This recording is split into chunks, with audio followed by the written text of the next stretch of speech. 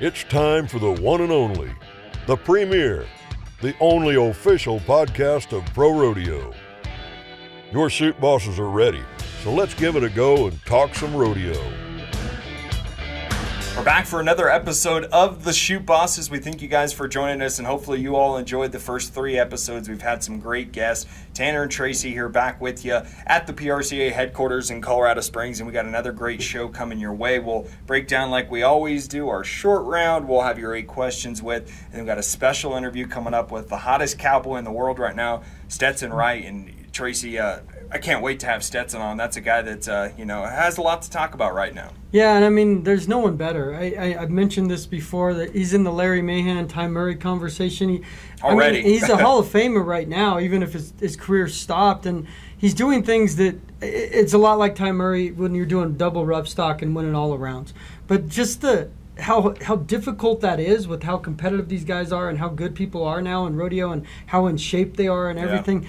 It's just amazing that he's at that high of a level and can maintain that consistency. Yeah, and 2 of the toughest events the sport of rodeo has to offer. And our Pro Rodeo prompts, we kick things off. We're going to go with the PRCA secretaries, because this is a group, Tracy, that maybe sometimes, doesn't get as much recognition as they deserve, because they do a ton of work for Pro Rodeo, whether they're putting on the events, they're working day sheets, they're meeting with contestants before the rodeos. PRCA secretaries, I got to give them props, because that's a special group in our sport. Yeah, I mean, and they're there. The first one's there, last one's to leave. They get bothered by media people like you and I. They have to have all the stuff right. The dollars and cents have to be correct, and it has to be done in a timely fashion. And obviously this year when we had the ransomware attack here at our studios or our headquarters on July 20th, I mean, it shut down almost everything, and they had to go old school. And I mean, they weren't entering rodeos correctly, so it was like we were from 1980s back here. And I mean, that's difficult based on the world we live in now. It's not how things are done, but a lot of those secretaries were around when they were doing it. A lot of these secretaries are longtime secretaries, which is helpful in a situation like that. And I mean, they don't get a lot of publicity, and they work tirelessly, and rodeos wouldn't go on without the help of secretaries. There's no doubt about it. 100%. I mean, they do so much for our sport, and we can't thank them enough. That's our Pro Rodeo props. We give a shout out to the PRCA secretaries, and we'll do that for every show here on the Chute Bosses. Let's get into our short round segment. This is the thing we pull almost directly from the PSN, but we're going to start off with a big one, Tracy, in the sport of rodeo that hit us just a couple weeks ago, is JB Mauney retiring. Yeah. This is a legend in the sport of rodeo. He's a legendary bull rider. This is a guy that, if you think of bull riding in the last 20 years, you probably think of JB Mauney, and sadly an injury cut his career short. And we just wish the best to JB, and hopefully he can continue doing great things and be involved in the sport. Well, I'm sure he'll stay involved in the sport, because I know he's got a herd of bulls. He's got stuff he's doing. He's got sponsors. He's still got a lot of popularity and things he can draw to people to the sport, especially young bull riders, and maybe teach them to be the next JB Mauney. I mean, he broke his neck in Lewiston at an Extreme Bulls, and I mean, he's had so many injuries down. I mean, if you look at his career, and I'm glad he came to the senses, because some guys think, well, I can still do it. It's like Evel Knievel. I can still do it. And giving up on bull riding, I mean, it's like Tom Brady. It's like all you know. I don't know anything else. This is what I do.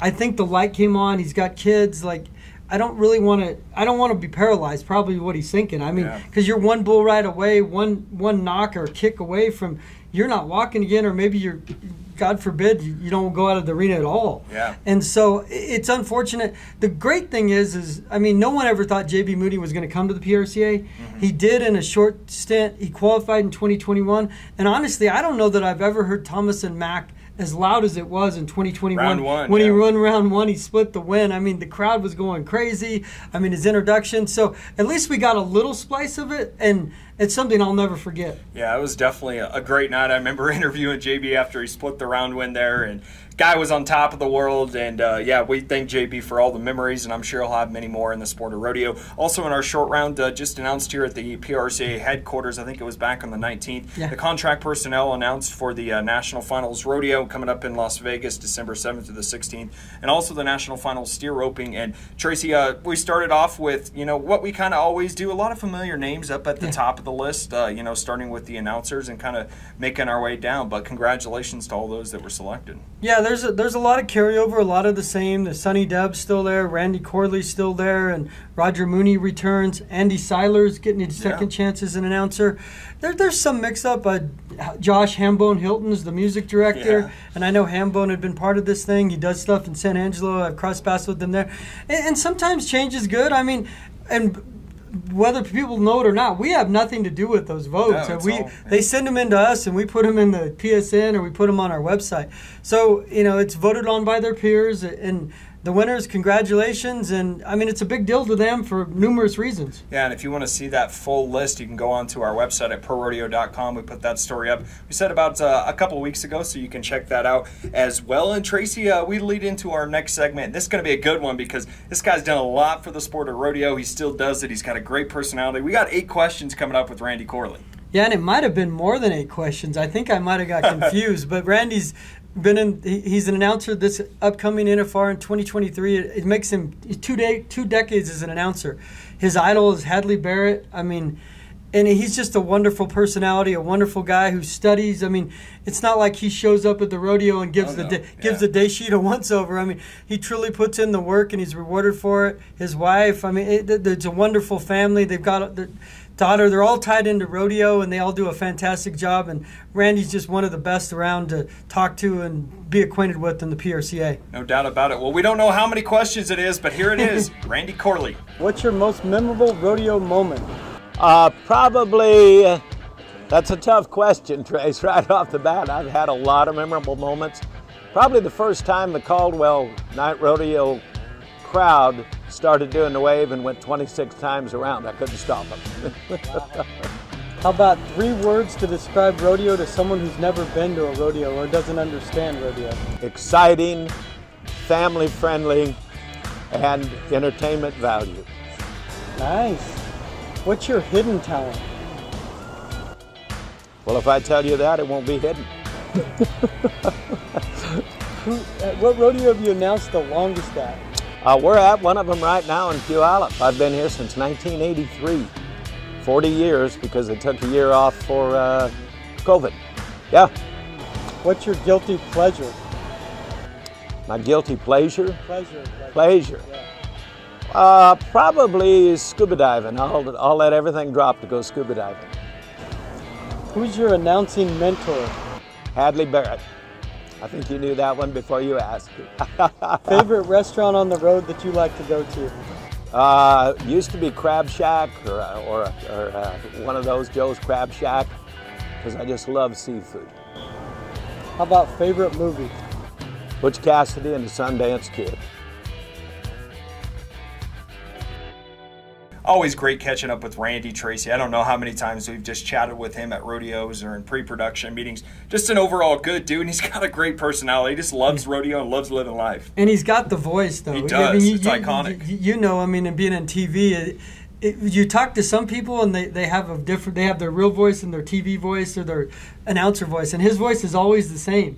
But it's a wonderful voice, and it's almost warming. Yeah, you hear it and you're just like, all right, that's Randy, it's rodeo time. Yeah, and it makes you feel welcome, and like I said, there couldn't be a nicer guy in rodeo. No doubt about it. Well, that's going to tend us to our first break here on the Chute Bosses. We've got much more coming your way. We said we'll sit down with Stetson Wright. That'll be coming up in our 3rd segment here, so don't go anywhere. Chute Bosses right back after this. Cowboying is in our blood. Cowboying is in our bruises. It's in our rain-soaked jackets. In our calloused hands, tested by barbed wire and rope. Our mud-stained boots to the crown of our resist-all hat. You live out west for even the shortest time, and there's one thing you learn. You can't pretend out here.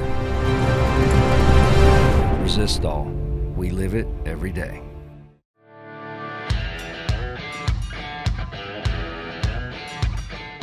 Welcome back into the Chute Bosses, the official podcast of Pro Rodeo. We keep things rolling here, and we roll right into our Pro Rodeo Hall of Fame Spotlight. And Tracy, this one's going to be a little bit different. You know, we do have so many great cowboys and cowgirls and contract personnel in the Pro Rodeo Hall of Fame.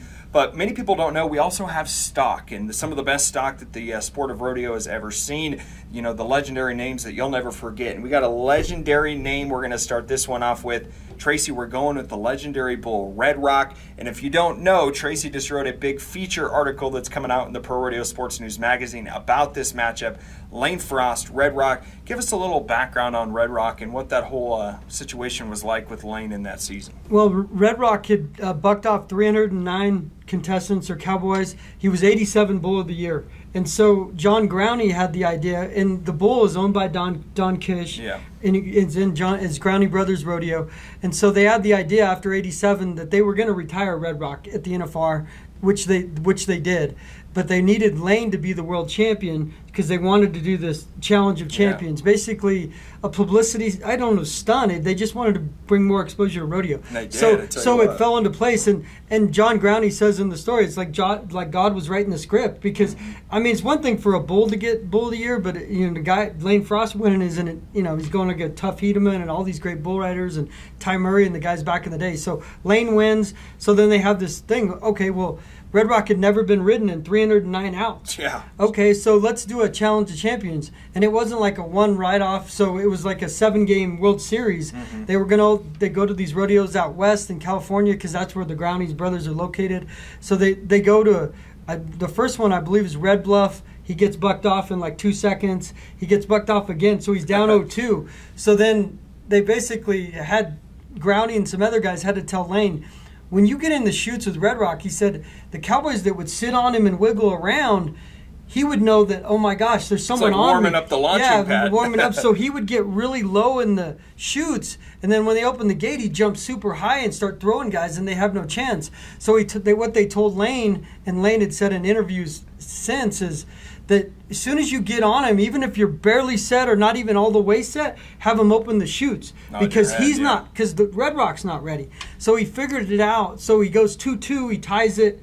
Then he goes 3-2. Lane runs him 3 times in a row, and a bull had never been ridden. So then it gets tied up at 3-3. Red Rock bucks him off. So then they go to Spanish Fork in 1988, July 25th. So it's 35 years ago is why I wrote the article. Mm-hmm. And the crowd's going crazy. Sports Illustrated, USA Today.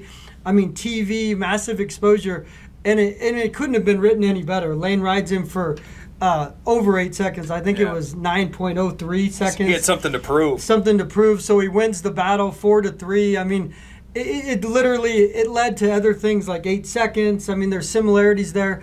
But it brought great exposure to rodeo. And as Tough Hedeman said, and we talked to Tough on this show before, no one knew who Red Rock was or Lane Frost was. But now they did. And now rodeo was as close to mainstream as it ever been. So it's a fantastic story. And the greatest part about the story is that John Growney had told me when they were traveling around the country for this series, they were going to rodeos, and then Lane was riding that night, and then he'd have to get on Red Rock after the rodeo because it was an exhibition. But he said Lane and Red Rock became good friends. Like you could rub on him and pet him, and it was just a weird dynamic. Like they almost knew they were part of the circus, part of the show. And so he said it was. I mean, and John had broke down in tears when he's talking about it. I mean, obviously the story of Lane Frost is legendary in its own right, and his death came way too soon, but to look back on that, and I'm fascinated with rodeo history, and so Red Rock deserves all the credit he does. I mean, 311 guys in a row. Yeah, that's insane. I mean, that's insane. And so if you want to check out that full story, you can check it out. I think it'll be coming out in the October print Pro Rodeo Sports News magazine. It's probably also up on ProRodeo.com in the digital section, so you can check that out. A great story between those two, and I think I even read one thing. One of my favorite parts of the story, Tracy, was I think it was Growney saying that he had Red Rock like in grocery stores. Yeah, it was like a meet and greet for Red Rock. Yeah, they were taking him to Lytton. He said as long as the kids weren't too heavy, they could put him on top of Red Rock because he wouldn't get a little squirrely. But he was, it was almost like a traveling circus. Yeah. Come see Red Rock, get autographs, and out in front of the grocery store. So, I mean, but the publicity was, I mean, you can't pay for that type of publicity. Yeah, no doubt. And in our Did You Know segment coming up here on the Chute Bosses, we transfer into that segment. PRCA sanctioned rodeos, not sure if you know this. It's a lot about scholarships, Tracy. It's a lot about helping people in the communities and the communities across the country. $40 million nationally to national and local charities across the country come for rodeo committees, you know, whether that's something like the the Justin Cowboy Crisis Fund, whether it's tough enough to wear pink, scholarships. I know San Antonio, Austin, yeah, they do a ton for students down there in the state of Texas. But that's really good, and it kind of shows that the sport of rodeo is not just a sport; it's a family and it's a community. Well, they have these rodeos, even especially at small towns like in Nebraska or small towns. It's the big event of the summer. It's the big event for the 4-H people. It's a big event. It's a fundraiser. It's a rodeo. I mean, it's huge, and everybody benefits when rodeos come to town. And obviously, if people can get scholarships or move on, it's even better. Yeah, so we thank all the rodeo committees out there. And on the Chute Bosses, we like to ask our viewers to submit questions, and we're still asking for more questions. We've had a couple trickle in, but we'd love a lot more. You can reach out to us on Facebook, Twitter, Instagram, TikTok, you name it, and just hashtag Chute Bosses, and you can ask your question, and hopefully we'll get them here on the show for you. But this one is from Jason. We got it on Instagram, Tracy. It says, what do I have to do to get a PRCA card and be a contestant? Well, I'll start this one out. You got to start in the permit process, and so you can come to the PRCA, pay your fee, and buy your permit. But then from there, Tracy, they have to win a certain amount of money to ultimately buy that PRCA card. And a lot of guys will stay maybe a couple years on their permit, but then you can be a full-fledged member and go right into your Resistol rookie season. Yeah, they have to win $1,000, and then you're eligible to get your card. You don't have to, and you can stay on your permit. I believe it's 3 years, maybe 4. I think it maxes out at 4, because a lot of guys in college, if they don't want to be a rookie, because the minute you go pro and buy your official card, your rookie, your clock starts as a rookie. Yeah, definitely. Some of those guys want to win Rookie of the Year, so they hold off or for different reasons. But I mean, the good thing about rodeo, it's kind of like golf. Anybody can do it. Yeah, exactly. I mean, we're not stopping people from doing it. It's just more difficult when you go against professionals, the guys that have done it all their life. But I mean, it's something that you truly have a passion for. I mean, try it. I mean, and if it's not you, there's other avenues to explore, obviously, but we don't stop or discourage people from trying rodeo. Yeah, anyone could get a card and jump right into the action, and we're going to send it down here in just a second to our correspondent in the Hall of Fame. But Tracy, coming up, we talked a little bit about our guest. We're going to have Stetson Wright on. Stetson is...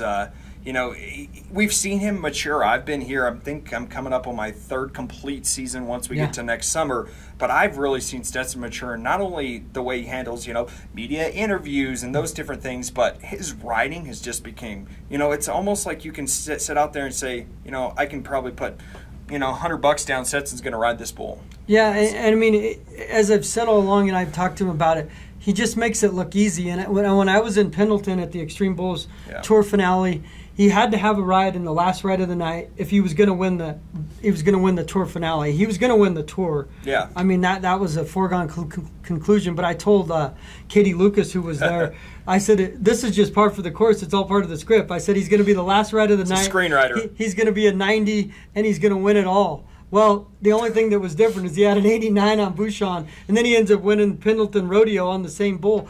But he makes it look so easy. I mean, and the thing that's crazy, when you're watching it ground level, watching bull riders, any bull riders, when I was there in Pendleton, and you've been there obviously too, Tanner, it's insane how fast those bulls are and how quick they move. Yeah. I mean, it's not like they're just sitting out there and you're riding this like a stick pony or on some little carnival ride. And he just makes it look like easy, and it's not easy. I mean, if you're 30% on bulls, 40%, you're way up in the echelon. Most guys, if they're 40%, are having a great year. That's 4 out of 10 bulls. So that means you're falling off or getting bucked off 6 times.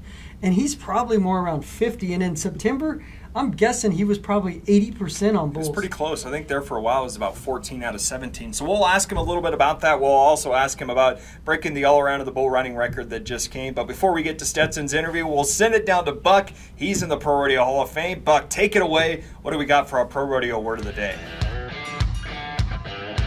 I'm Buck, official correspondent of the PRCA podcast. The word for the day is slack, as in early morning competition so contestants can get to other rodeos. And pertaining to me, it's more like slacker. I don't like to do a lot of work. I just like being Buck. It's not about standing out. It's about fitting in. With our community, family, and friends, we stand for what's right. Honoring the past and shaping the future, celebrating beliefs and values that forged America. And if we fall short, we climb back in the saddle, because giving up isn't an option. proud, fearless, unmatched. We are Pro Rodeo.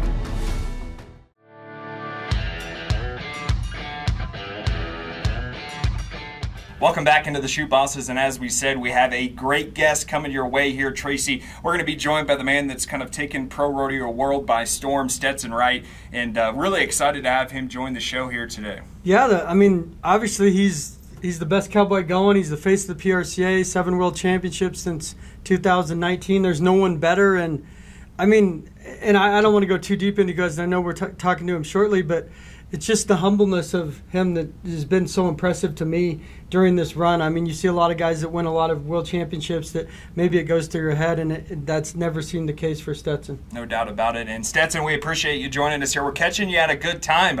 You just broke the all-around in the bull riding earnings record here in the PRCA, so we appreciate you jumping on, and congrats on that first of all. Thank you, and thanks for having me on. Yeah, first thing we got to ask you, Stetson, is, since it's fresh on our mind, you did just break this all-around in earnings record. What's gone into that for you? We've always talked about you want to be the best there is, and you just keep setting the goals higher and higher for yourself. Yeah, there's a lot that goes into it. It starts from the very day one of the season, and I've had a lot of ups and downs this year dealing with stuff, and everything was slow going and super slow till I guess September 1st, and that's really when I started getting back into my groove, getting on every day, and I was feeling good, and then it started showing in my riding, and it went from there's no way he's going to break the bull riding record to doing it in about 18 days. That's how it felt like, honestly. We were talking, we were like, Stetson's having a great season, obviously another world championship, but it's going to be tough. And then you go off and win, $105,000, $130,000 total, like in an 18-day stretch. Yeah, it was dang for sure something that was that I believed I could do, but I didn't realize how much money was between Filer, Idaho, till I guess Albuquerque. All them ones in between were just like you always see how much money's added, but you don't realize if you really turn it on what you can do. And I still left some money out there. Yeah, it's crazy. And the thing that's shocking to me is you cover these rodeo guys, and a lot of saddle bronc guys go 10 for 10 or ride, and they don't get bucked off a lot. But riding bulls, if you're over like 40%, you're doing pretty good. And you went on this run where you were probably like 80 or 90%. I'm sure the only one that bothered you the most was in Pendleton at that Extreme Bulls Tour finale when you had the chance you were 2 for 2 and then got bucked off at 7.17 seconds and then had to set the drama. That was probably all part of the script, I'm sure. But, it's just crazy to me the percentage you've had riding bulls. Yeah, that's been one thing for me that if you look at my career, the first 3 or 4 years, my bull riding percentage was higher than my bronc riding one, which is dang for sure unheard of. But I go about the bronc riding and the bull riding the same way. Is if I'm not 90, I don't want to score. Like I try not to miss any jumps or any opportunities to win. And a lot of times, my dad always says go down spurring, and so that's been my mentality. And nine times out of 10, he says you're going to be 90. You mentioned, Stetson, that it felt like you went through a little bit of a struggle earlier on this season. You had a stretch where maybe things weren't going your way. Take us through, maybe what was going on during that stretch and how you're able to pull yourself out of it. It was. When I look back at it now, it wasn't even like a bad stretch. Like people would expect to have 200,001, and considering it not a great start to the year. And I was winning little bits everywhere, but I wasn't winning anything big. Like I was telling Statler the other day, like I've nickeled and dimed them all year, and then September hit, and that's when I really started winning. And me getting second, I hate being second. That to me is not how I like it. So when September rolled around, I started winning. That's when I was like, all right, this is where I belong. But it was like everywhere we went this year, me and Kyle, like he was winning everywhere, which was awesome. But I was being humbled by my traveling partner, which was awesome. I love to see Kai doing good, and he's still doing good. But I mean, it was a good thing for me to have him in the truck because it reminded me of 2019 and 2020 rodeo with Ryder, like being humbled and making you realize you still got to work for it. Doesn't matter how many gold buckles you have. And I mean, this has been a humbling year, but I mean, what a better way to start lighting things up than at the end of the year. Humbling year, and you've won almost $600,000 in the regular season. That's crazy, man. Does it seem maybe frustrating to the standpoint that you got on this heater like probably unseen before in the PRCA, and now you got to take some time off because the way the NFR breaks? Obviously, well, I guess I'll back up. You have Sioux Falls coming where you could win $45,000 if you ran the table, and Bulls $90,000 total, maybe even $100,000 with ground money.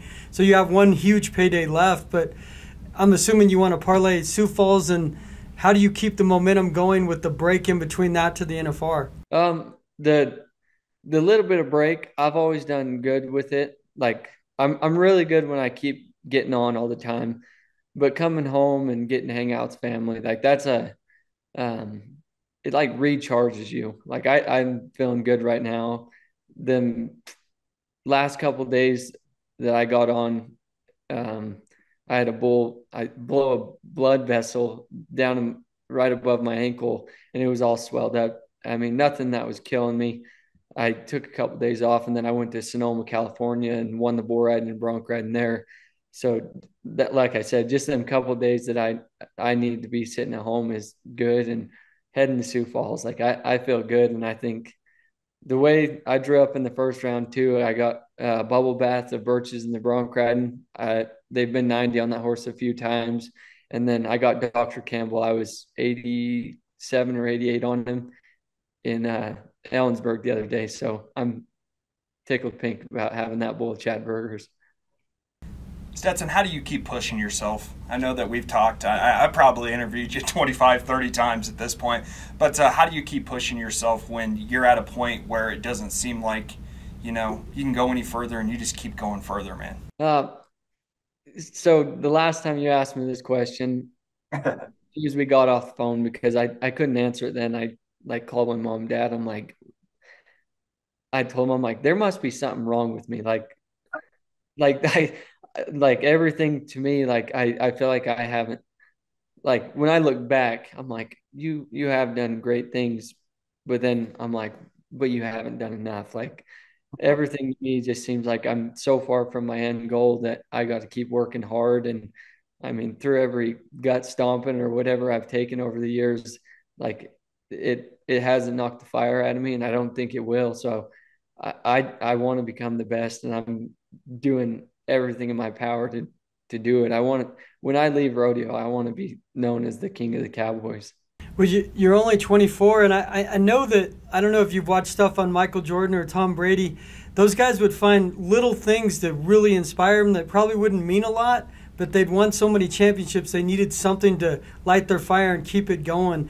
I'm assuming that's with you, right? Like, if I was an 89, I should have been a 90. I mean, you have to keep pushing your own buttons? Yeah, that's exactly what it is. I mean, the same conversation with my mom, I told her, like, I think a lot of it is not that anybody puts this is my own self. I put all this on myself. Like, I don't feel like I measure up to what my dad did in his rodeo career. So, like, I'm always chasing him, which I feel like it's undoable, but I think that's what's going to keep me going in my career, is trying to be just like my dad. Stetson, we're at a point in your career right now where you've done so much in the sport of rodeo. You're closing in on $3 million. Heck, if you have a big Sioux Falls, you might get it before the NFR. But when you look back at kind of what you've done, is there a moment that sticks out to you that, this is one I'll never forget? I know that you tend to wear a couple of those saddle bronc buckles pretty often. Yeah, so that's a funny thing. Like, the only gold buckles I've ever worn over the years is well, this doesn't answer that question, but this is the end of it. I've wore almost every one of my gold buckles except for my saddle bronc riding one. Oh, It's wow. it's something that I have a hard time even looking at because that's what I've wanted my whole life. And it's weird to say because like I am so lucky to have any all around world title, any bull riding one, but to have a buckle that is this same as my dad's, that's to me is what's so special. But shoot, I don't know. Well, it seems crazy. So when are you just keeping in tone? I mean, Sioux Falls is obviously coming up. You'll be up Thursday, I'm assuming there. Yeah. So you have that coming up. So is it just a matter of, I mean, but besides spending time with the family, and I regress just a little bit. When I talked to you in Pendleton when you won, I'm assuming the family support is huge for you, like everything you've been through, and you could always lean on. I know when you told me in that interview when you won that your family's always there for you. That's got to be a great thing to have always in your back pocket. Yeah, that's the key to my success. I mean, any trials that I've went through, I'm like I've got somebody in my corner that's either been there or had some similar deal. So regardless, winning or losing, like my family's got me, and which is also a hard thing. Like it sucks for my mom and dad because they got four kids that are competing against each other, which only one of them can come home a winner because there's so many of us. So, I mean, that's another trial in itself is like, I want my brothers and them, I want them to win so bad that I think it hinders how good I think I could be. Like, if I didn't care so much, I think if I just only wanted me to win, I wonder what I could do. Are we going to get Lily Wright on a bronc here before too long? No, she would win. So we're going to keep her away from that. Yeah. Stetson, one thing I got to ask you, because we've had a lot of people ask us, what is Stetson Wright's workout regimen like? Because you do two events, you have all this short time in between a bronc and a bull ride, and you somehow can just continue to do it week after week. We know you've been dinged up in your career, but what does that look like for you and maybe the recovery process? So during the rodeo season where we're going hard, like I don't necessarily work out. Like I'm usually either too sore, tired, like I'm trying to just recover from day in and day out, but staying really loose, like on the off season, like leading up to the NFR, I'll go back to my hometown and go to wrestling practice because I feel like you can you can't get in better shape than a wrestler. Like you're using every single muscle in your body. And so I'll go do that. And then when I come home, I'll do yoga to be flexible to make moves that people think I shouldn't make. Like I try to do things to separate me from the rest of the pack. And I mean, and eating good, I could eat better through the season, but I mean, when you get done with the rodeo at 10 o'clock, 10:30 at night, like nothing good is open. So you stop, get McDonald's or Wendy's. So you're not taking in the best food you can.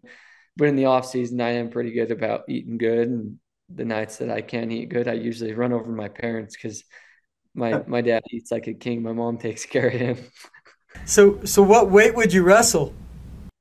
I wrestled 126 the last year I wrestled, and I was weighing about 120. And right now I'm probably at my all-time lowest since I've started rodeoing. When I got into the PRCA, I was weighing 155, which is I can't even understand how I got that big.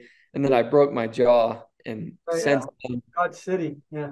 Yeah, since then I've had a hard time getting back to that weight, which is completely okay with me. But right now I try to stay at like 135 to 140, and right now I'm at like 135, 134. Like, I haven't been this low in a while. Well, we watching you, Stetson, is basically just, it's an honor every time we get the privilege to do it, because, I mean, some of the stuff you do is just, it's really awe-inspiring to Tracy and I and everybody in rodeo. So just keep doing what you're doing, man. It's been great to have you here on the podcast, and we can't wait to watch what you continue to do in Sioux Falls and Vegas and, really the rest of your career. Well, thanks for having me on, and I appreciate it, guys. Thank you. There it is, Stetson Wright and Tracy, just one of the really good guys in the sport of rodeo, and a guy that he says he wants to be the king of cowboys when he's done, and I don't know if anything's going to get in his way. Well, he could definitely be the king of rough stock cowboys. The only reason Trevor Brazile 26 world titles is so, it's a bar he could reach, barring he can stay healthy, and rough stock's a little harder to go. I mean, you can team rope until you're probably 50 if you want, and Trevor did it until he was 44.